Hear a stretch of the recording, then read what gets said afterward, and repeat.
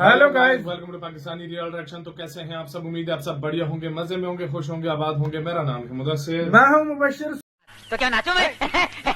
तो गाइस, भारत की GDP growth rate ने दुनिया में हल्ला मचा दिया है। India become number 1 in growth among major economy. तो क्यों हिला डाला ना? भाई, इंडिया नंबर 1 ग्रोथ रेट के मामले में इस टाइम जा रहा है, और ये भी उस टाइम के अभी प्रतिबंध लगे हुए हैं भारत पे। अब दिख रहा है ना मैं जैसा मैं दिखना चाहिए।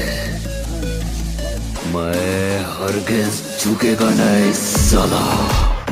उसके बावजूद मैं खुद सोचता हूँ, हाँ। अब पता नहीं कितनी जीडीपी के हाँ। से जा रहा है, लेकिन मैं खुद सोचता हूँ कि ट्रम्प भी बोलता होगा कि मैंने किस देश को इस बोला देश था कि पे इसकी मैंने- डेड इकोनॉमी हाँ, है। डेड इकोनॉमी है। ट्रम्प भी बोलता तो होगा भाई मैंने साहब, इतने टैरिफ बहुत लगाए, बड़े उसके बावजूद बहुत भी ऐसे बड़े जा रहा है। आंकड़े आए हैं। पहले देखते हैं वीडियो, हिंदी नॉलेज शो का वीडियो है, तो स्टार्ट।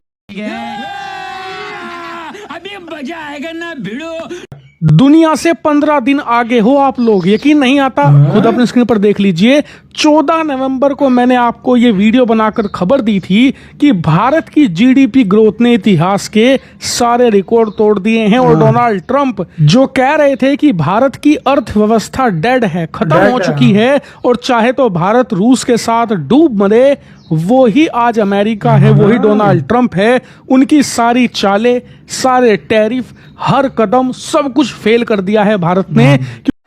जलवा है हमारा। Q2 में, और आज ऐसा ही हुआ। खुद अपनी स्क्रीन पर देख लीजिए। प्राइम मिनिस्टर से लेकर वित्त मंत्री और देश के हर एक मीडिया ये खबर छाप रहे हैं कि भारत की जीडीपी ग्रोथ Q2 में, जो लोग नहीं जानते, Q1 होता है अप्रैल, मई और जून का महीना, फिर ठीक है। Q2 होता है जुलाई, अगस्त और सितंबर का महीना। तो जुलाई, अगस्त और सितंबर के महीने में भारत की अर्थव्यवस्था की रफ्तार 8.2% से ज्यादा रही है। कितनी बड़ी बात है।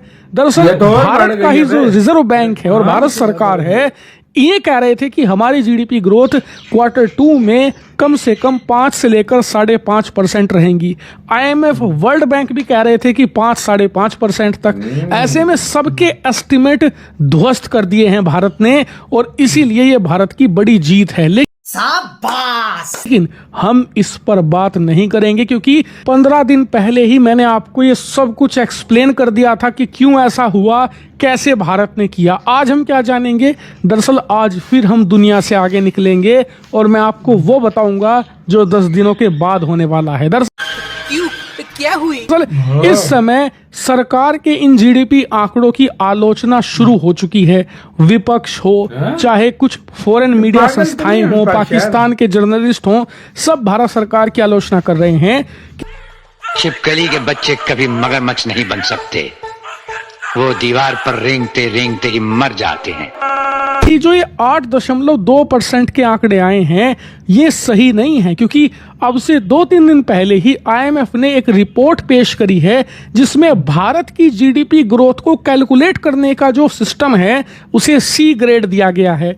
और सबको लग रहा है C ग्रेड तो बहुत खराब है और सरकार मैनिपुलेट कर रही है, वरना 2-3% ही बढ़ रही थी अर्थव्यवस्था। तो ये तो सरकार ने मैनिपुलेशन करके डबल कर दिया। यानी कि इतने मुश्किल वक्त में जब ट्रंप ने 50% टैरिफ लगाए हैं, दुनिया हमारे खिलाफ है, ऐसी स्थिति में भारत जो ये रिकॉर्ड तोड़ रहा है, जो अचीवमेंट हासिल कर रहा है, इसे बदनाम करने की और दबाने की कोशिश की जा रही है। लेकिन ना तलवार की धार से, ना गोलियों की बौछार से, बंदा डरता है तो सिर्फ परवरदिगार से।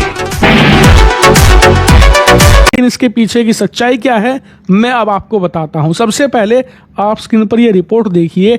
मैं किसी न्यूज संस्था की वेबसाइट नहीं दिखा रहा आपको, मैं आपको IMF की वो रिपोर्ट दिखा रहा हूं जिसमें भारत को C ग्रेड दिया गया है। इसमें इन्होंने एक्सप्लेन किया है कि ग्रेडिंग का मतलब क्या है। इन्होंने बताया है कि ग्रेडिंग 5 तरह की है। ठीक है, समझ गया। A, B, C, D और E। और हम सिर्फ फोकस करेंगे सी पर। इन्होंने बताया है कि सी का मतलब होता है गुड या ब्रॉडली एडिक्वेट, यानी कि ठीक ठाक, और सी का मतलब बुरा नहीं है। सी का मतलब ये है कि वो देश जहां पर अनऑर्गेनाइज सेक्टर ज्यादा है, यानी कि जो फैक्ट्रियां हैं या फिर जो छोटे छोटी कंपनियां हैं, उनका डाटा सरकार के पास प्रॉपरली मौजूद नहीं है, जिन्हें सरकार ऑर्गेनाइज नहीं करवा पाई है, जिस वजह से उस डाटा में फ्लैक्चुएशन हो सकती है 19-20 की। इसके अलावा सी कैटेगरी के देशों की जो कंपनियां हैं ना, वो टैक्स बचाने के लिए, पैसा बचाने के लिए अंडर रिपोर्टिंग करती है, यानी कि ज्यादातर कंपनियां अपने मुनाफे को घाटे के रूप में दिखाती है, अपना प्रोडक्शन कम करके बताती है, जिस वजह से इलीगल एक्टिविटी भी होती है। ऐसे एक देशों को सी कैटेगरी में रखा जाता है। और मैं आपको तो बता भी देता हूं कौन कौन से देश हैं इसमें। सऊदी अरेबिया है, मैक्सिको है, यूक्रेन है, इंडोनेशिया है, फिलीपींस है, भारत है। यहाँ पर अनऑर्गेनाइज सेक्टर ज्यादा है, इसलिए इन देशों का जो जीडीपी आंकड़ा है उसके कैलकुलेशन मेथड को सी ग्रेड दिया गया है। और यहाँ पर ग्रेडिंग का मतलब अच्छा या बुरा नहीं है, ना ही ए ग्रेड वाले को आप ज्यादा अच्छा मानिए। बस यहाँ पर सरकार के पास ग्राउंड से कितना डेटा आ रहा है वो यहाँ पर ग्रेड किया गया है उस मेथड को। इसीलिए जो अनपढ़ गवार लोग आपको बता रहे हैं कि जी सी ग्रेड मिला है भारत के जीडीपी कैलकुलेशन को, तो मुझे खुद बताइए आईएमएफ की जो चीफ है, आईएमएफ की जो टॉप लीडरशिप है, वो भारत की आज तारीफ क्यों कर रही है? क्यों कह रही है कि भारत मेजर इकोनॉमीज का आज लीडर बन गया है? ग्रोथ के मामले में पूरी दुनिया का लीडर है भारत, सबको लेकर साथ चल रहा है। ये बड़ी अच्छी बात कही आप। जब इन्हें भरोसा नहीं है भारत के आंकड़े पर, तो फिर इसे ही अपनी रिपोर्ट में शामिल क्यों करते हैं? तो इससे आपके दिमाग में क्लियरिटी आ गई होगी कि जो फेक डाटा का मुद्दा बनाने की कोशिश कर रहे हैं वो सिर्फ हमारे देश को, हमारे इस महान राष्ट्र को बदनाम करने की और यहाँ पर डीमोटिवेट करने की कोशिश कर रहे हैं, जो हम बात तो सही है। हमें बिल्कुल नहीं होना है। अपने महान राष्ट्र को ऐसे ही आगे लेकर जाना है और उम्मीद करनी है कि Q3 में हम इसका भी रिकॉर्ड तोड़ें और साल के एंड तक तो हम डबल डिजिट में जाएं। सही पकड़े हैं। इन लोगों पर बिल्कुल भरोसा मत कीजिए, अपनी आंख पर, अपने कान पर खुद भरोसा कीजिए। सारी रिपोर्ट आप खुद पढ़िए। मैं आपको आगे भविष्य में भी एक एक रिपोर्ट दिखाऊंगा, इसीलिए चैनल को सब्सक्राइब कर लेना। इसी के साथ तो यार वीडियो खत्म। गाइस बहुत बहुत ज्यादा मुबारक हो। Thank you. You deserve it यार, आप लोग डिजर्व मुबारक हो, करते हैं इसमें इस चीज मेहनत को। है। आप लोगों की ये मेहनत है, आप लोगों की जो मेहनत है वो रंग लाई है और ये हुआ है। सोचो यार, अगर किस कंपनी ने छुपाया भी है तो वो अगर दिखा भी दे ना तो ये तो और ज्यादा हो जाए। लेकिन इस मामले में मतलब 8.2 बहुत बड़ी बात है गाइस, बहुत बड़ी बात है। दुनिया का सुपर पावर, दुनिया का दूसरे नंबर पे बनने वाला सुपर पावर, वो ये नहीं अचीव कर सके, इंडिया जो अचीव कर चुका है।